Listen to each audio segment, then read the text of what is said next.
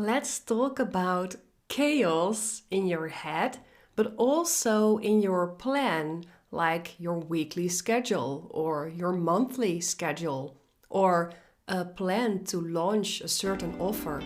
Hello and welcome to the Online Business Insights podcast. My name is Phyllis and I'm a business strategist and business mentor. I am your guide in growing your online business, and in this show we will be talking about doing online business, growing your business, productivity and so much more. Thank you for tuning in. Don't forget to subscribe, leave a review and to connect with me on Instagram. Enjoy today's episode and we'll talk again next week. The steps that I will share with you today are based on my own experience. I practice this approach and I also advise it to my clients if they come to me and say, I feel so overwhelmed. I don't have any organization in everything I need to do. I just don't know where to start. There's so much on my plate that I simply don't know what's important, what needs to be done now, what can be done later. So if this is something that you recognize, I invite you to listen to this episode, maybe listen a few more times to it, so you can also resolve that chaos that is existing in your life. The first thing to do is to stop with whatever you're doing. Remove yourself from the chaos. Look to it from a distance. Stop with keep on going like some crazy maniac that feels like she or he has to do everything and you're going from one task to another, finishing stuff only halfway through, starting up all those new and other tasks, writing everything extra down on your to-do list. Stop with everything that you're doing. Then the next thing to do is to take a half an hour to an hour. It depends on the size of the chaos and the tasks that you need to plan. Like, for example, if you're just feeling overwhelmed by what do I need to do this week or what is it that I need to do in a month, you have enough of probably half an hour or an hour to do the next steps. But if you're creating a launch plan or for example, if you are launching a new offer or a new starting date of a certain program that you're running, if you need to create a whole approach to how you need to do this, you might need a whole morning. So you have to first decide how big is this project that I need to get more focus in. The next thing you do is grab a piece of paper, a big piece of paper, and write down everything that comes to mind what you have to do. Don't organize. Don't think this fits there, this fits there, this is more a practical thing, this is more something I need to do with other people, this is more in the marketing or sales activities. Don't think too far, just write everything down. If you've done that, then it is your task now to group and organize all those things that you wrote down. What belongs together? What are similar tasks? What can you combine? What is something that you maybe wrote down 2 or 3 times, just in other wording, but means the same? So group all these tasks that you've just written down.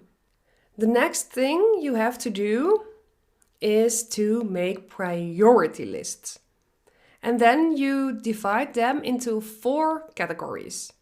What is really important and needs to be done now or at least as soon as possible. Like not now at the moment that you're making this priority list, but within a few days after. So don't stop with organizing because you feel like this has to be done now. No, keep going and do that task later. The second category is what are important things to do, but can be done at a later moment. It's like those tasks that you feel like they have to be done. I can't forget them. They have to happen, but it's not something that needs to be done this week, for example. So that's your second category. The third category is looking at your tasks and things that need to be done that you may be able to outsource. Can someone else do this for you? Or maybe you have certain software that can make these tasks easier for you. Think about sending follow-up emails. You don't have to do that by hand. If you put that in an automation in your email program, the email program will take care of it for you. So that's also what you can call outsourcing. The fourth category are tasks that don't have to be done. What tasks can you remove? Because you don't have to do everything.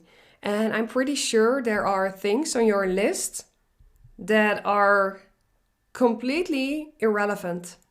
But you just made them up because that's what our minds do.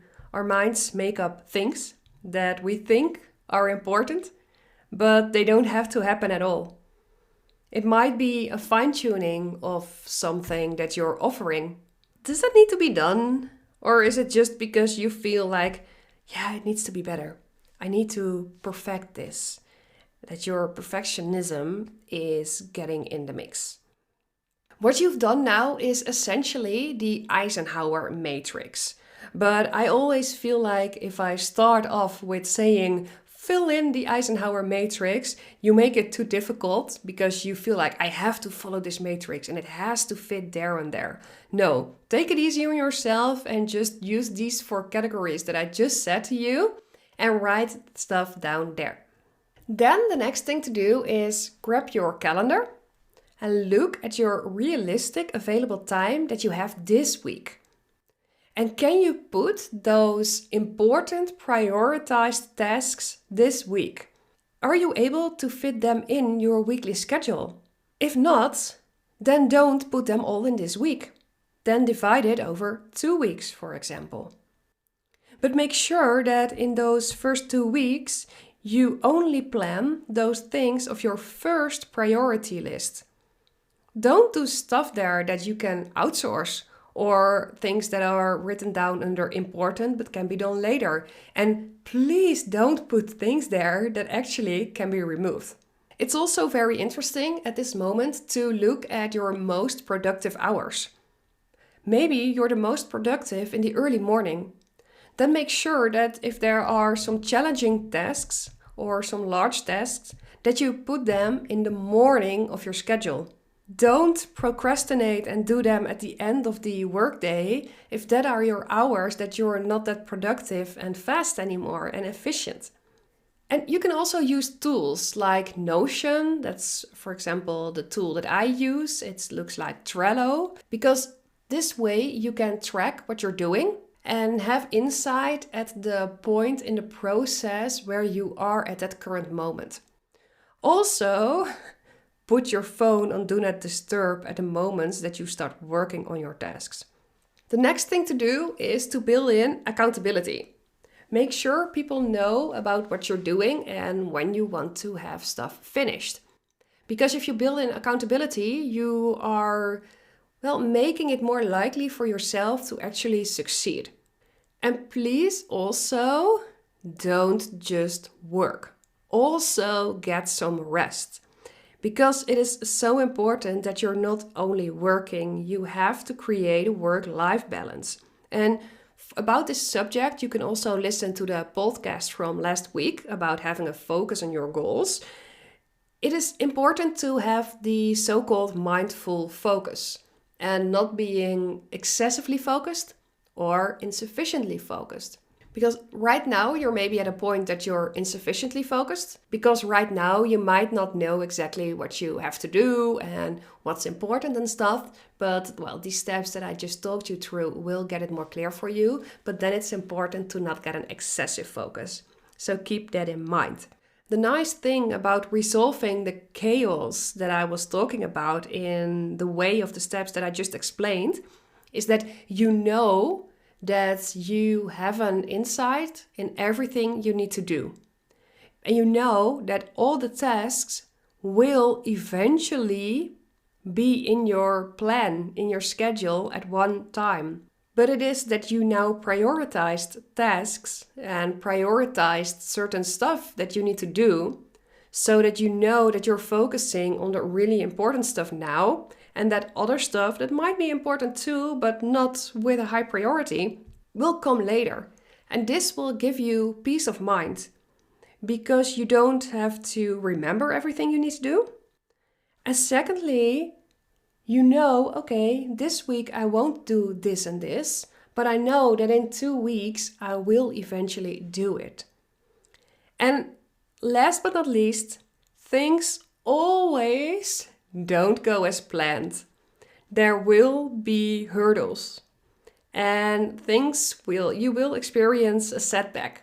But you have to be able to deal with these circumstances and deal with it by being flexible.